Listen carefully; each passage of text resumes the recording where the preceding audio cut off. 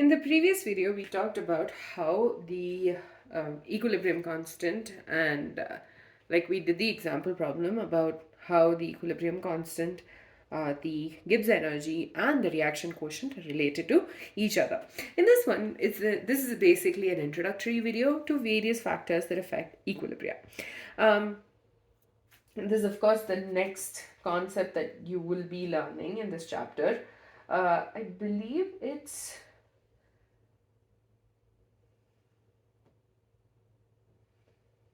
uh, topic number 7.8.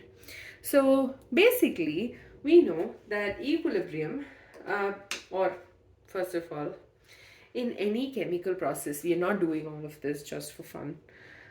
Any chemical synthesis, any chemical reaction, the main goal of it is to get the maximum amount of products, okay, with a minimum amount of energy that gets used up. Let's take, for example, A gives rise to B. Okay, and there are two ways I can do this chemical reaction. One is by adding a substance C to it. Okay, another is by heating it. Okay, and C, when I add C, it also speeds up the process and gives me more of B, and the reaction is really quick. So between these two, we would prefer one of it over the other, right? Not just because of the time, but because of a higher yield. Let's say this gives us 90% of B, like product, and in this process we get like 60%, then we would definitely prefer this process over this one. And so for a chemical synthesis, the main goal is to get more of our product with a minimum amount of energy that gets expelled. As much as possible, we try to decrease the amount of energy that gets used. Hence, we will prefer the first process over the other. So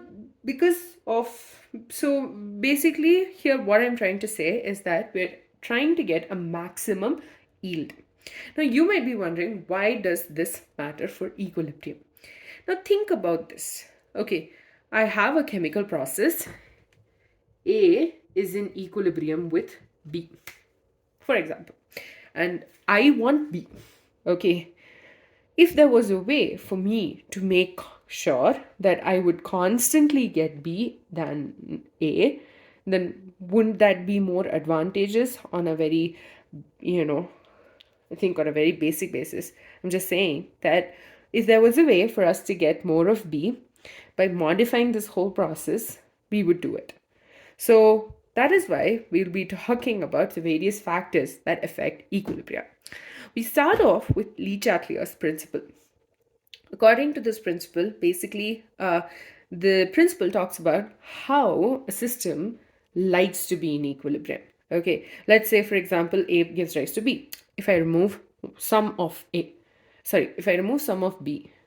then more of A will try to convert to form B. That's a very basic idea of what Chatellier's principle is. We will discuss it in detail. The next one is the various effects. First of all, the concentration change. Think about this. Value of Kc is dependent on the concentration of the reactants and products in equilibrium. So obviously, when there is a change in concentration, that will affect the equilibrium.